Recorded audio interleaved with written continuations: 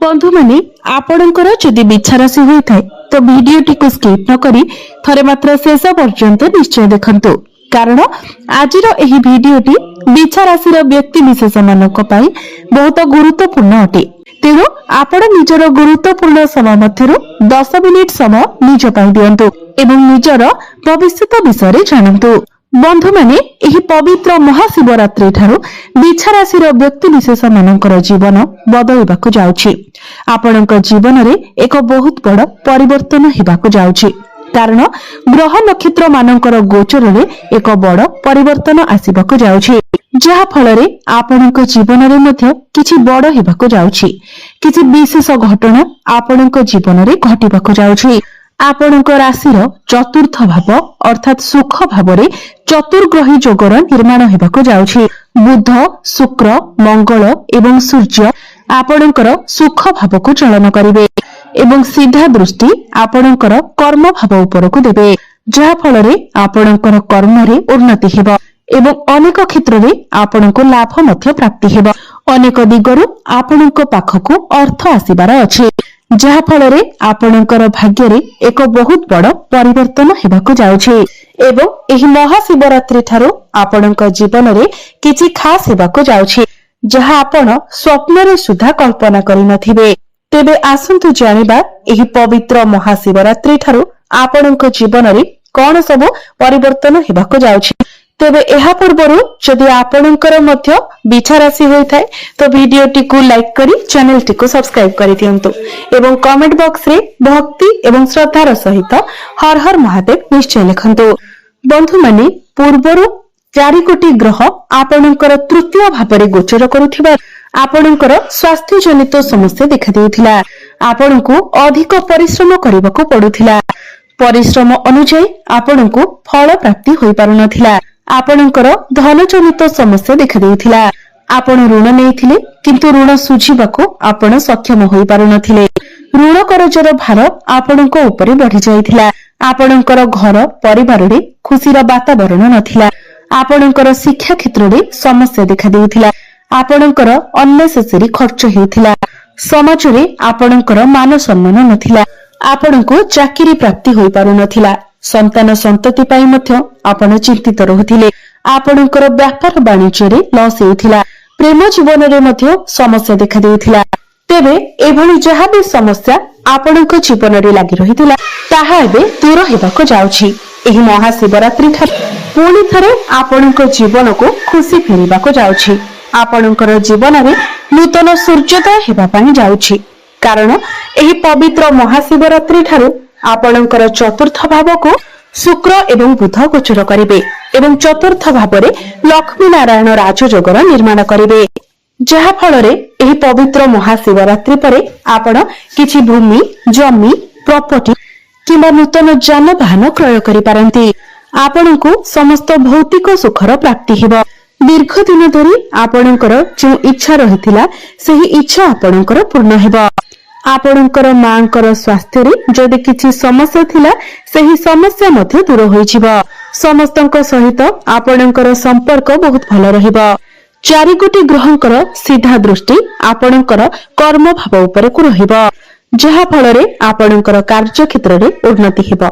आपणकर प्रमोशन रो जोग बनिबो। जे माने बेरोजगार अछंती जे मानक निकट रे कोनोसी चाकरी नाही सेमानंको नूतन कर्म प्राप्ति होई पारे। नूतन चाकरी मध्ये प्राप्ति होई पारे। कार्य क्षेत्र रे आपणकर प्रमोशन होई पारे। कोनोसी एमएनसी कंपनी रो आपणको जॉब ऑफर आसी पारे। जदि आपण सरकारी क्षेत्र रे कार्य करूछंती तो आपणको अनेक गुड़िए सफलता प्राप्ति हेबो। राजनीति क्षेत्र रे थिबा लोकमाननको मध्ये अनेक गुड़िए सफलता प्राप्ति हेबो। आपण आपणकर बिजनेस को नेकी विदेश यात्रा करि पारंती। कर्म क्षेत्र रे आपणको सम्मानित करा जाय पारे। आपणकर भाग्य रे उन्नति घटिबो। भाग्य बल रे आपण जे भी कार्य रे हाथ देबे सेथिरे आपणको सफलता मिलिबो। आपणकर अटकी रहिथिबा समस्त कार्य गुड़िक पुनर्बार चालू हेबाको लागिबो। एही महाशिवरात्रि परे आपणको गृह रे कोनोसी शुभ मांगलिक कार्यर आयोजन होई पारे। आपण कोनोसी धार्मिक स्थान को किंबा दूर स्थान को यात्रा करि पारंती। पैतृक संपत्ति रो आपणको लाभ प्राप्ति हेबो। पितांक सहित आपणकर संपर्क बहुत भलो रहिबो। पुराना प्रॉपर्टी मध्य आपनको लाभ मिल पारे। जदि आपणकर किछि प्रॉपर्टी किंबा जमी सेल होई पारु नथिला तो एही महाशिवरात्रि परे आपणकर सेही प्रॉपर्टी सेल होई पारे एवं आपणकर हाथ को मोटा अंकर अर्थ मध्य आसी पारे।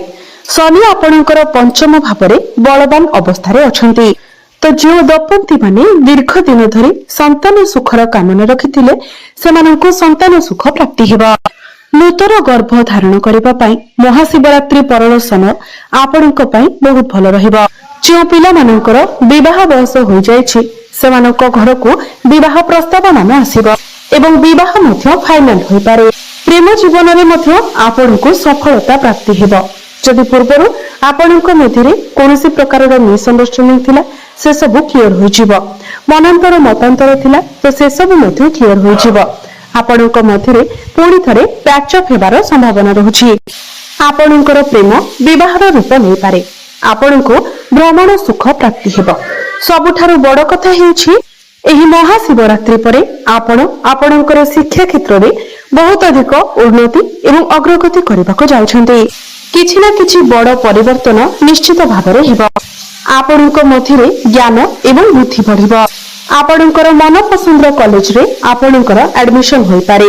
आपण किछि फॉर्म फिलअप करि पारंती। सूर्य आपणकर केंद्र रे गोचर करूथिबारु जदि एही महाशिवरात्रि परे आपणकर किछि एग्जाम अछि, कॉम्पिटिटिव एग्जाम अछि, प्रतियोगिता मूलक परीक्षा अछि तो सेथिरे निश्चित भाबरे आपणको शुभ फल प्राप्ति हेबा। जदि आपण कोनोसी कंपटीशन कोनोसी क्रीडा रे भाग नेउछन्ती तो सेथिरे आपणको सफलता प्राप्ति हेबा। आपणकर सप्तम एवं द्वादश भावर अधिपति शुक्र आपणकर चतुर्थ रे केंद्र रे गोचर करूछन्ती जहा फल रे एही महाशिवरात्रि परे आपण विदेश यात्रा करि पारंती। जो माने व्यापार वाणिज्य करूछन्ती से माने बहुत अधिक उन्नति एवं प्रगति करिवे।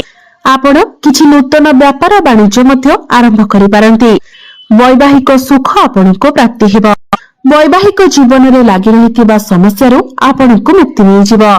जो माने मेडिकल फील्ड रे अछंती, हॉस्पिटल लाइन में काम करूछंती सेमानंकु अनेक शुभ फल प्राप्ति हेबा। जो माने फाइनेंस क्षेत्र रे अछंती, होटल मैनेजमेंट रे अछंती, टेक्निकल फील्ड रे अछंती, आईटी सेक्टर रे अछंती, ट्रैवल एंड टूर रे अछंती, ऑनलाइन रिलेटेड किछि काम करूछंती, डिजिटल मार्केटिंग रो काम करूछंती सेमानंकु अनेक शुभ फल प्राप्ति हेबा। शनि आपणकर पंचम भावरे गोचर करुथिबा कारणरो जे माने कंस्ट्रक्शन रो काम करूछंती, शिल्प अनुष्ठान रे काम करूछंती तेबे एई सब क्षेत्र रे कार्य करुथिबा लोकमानंकु बहुत अधिक सफलता प्राप्ति हेबा। एही महाशिवरात्रि परे अनेक दिगरु आपणक निकटको अर्थ आसीबार संभावना रहुछि। आपण पूर्व अपेक्षा आपणकर आय रे वृद्धि देखिबाको पाइबे। जेहेतु गुरुंकर दृष्टि आपणकर द्वितीय भाव धन भाव उपर को रहुछि तो निश्चित भावरे आपणक पाखको अनेक दिगरु धन आसीबो। आपणकर डेली इनकम बढ़िबो। आकस्मिक धन प्राप्ति हेबो। पैतृक संपत्ति रु आपणको लाभ मध्य प्राप्ति हेबो। जो माने शेयर मार्केट, स्टॉक मार्केट एवं ट्रेडिंग रे काम करूछंती सेमानंको मध्य आकस्मिक लाभ प्राप्ति हेबो। एही महाशिवरात्रि परे आपण निजे ही लक्ष्य करिबे जे आपणक पाखको अनेक दिगरु अर्थ आसीबो। व्यय अपेक्षा आय अधिक रहिबो। पूर्व अपेक्षा व्यय कम हेबो।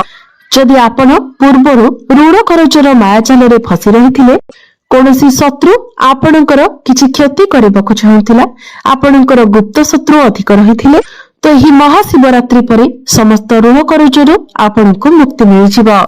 आपणकर शत्रु माने मध्य निहत हेबे। जदि पूर्वरु आपणकर किछि स्वास्थ्यगत समस्या रहिथिला तो सेथिरे मध्य आपणको मुक्ति मिलिबो। आपण आपणकर स्वास्थ्य रे उन्नति देखिबाको पाइबे। आपण निजको स्वास्थ्यवान अनुभव करिवे। तेबे अधिक शुभ फल प्राप्ति करिबा पई आपण प्रत्येक दिन संध्या समय रे हनुमान चालीसार पाठ करंतु। प्रत्येक मंगलवार दिन आपण प्रभु हनुमानंकु नाली मंदार फूल अर्पण करंतु एवं नाली सिंदूर मध्य अर्पण करंतु। प्रत्येक दिन सूर्य को जलार्घ्य अर्पण करंतु एवं प्रत्येक दिन सकाळ समय रे आपण ओम नमः शिवाय मंत्र 108 थर जप करंतु। प्रत्येक मंगलवार दिन आपण ब्राह्मण को मसूर डाली दान करंतु। आपण को अधिक मात्रा रे शुभ फल प्राप्ति हेबो एवं भाग्य रे उन्नति आसीबो। तो बंधु माने ଆପଣଙ୍କର ଜୀବନ ମଙ୍ଗଳମୟ ହେଉ। ଏହା ହିଁ ଈଶ୍ୱରଙ୍କ ନିକଟରେ ମୋର ପ୍ରାର୍ଥନା।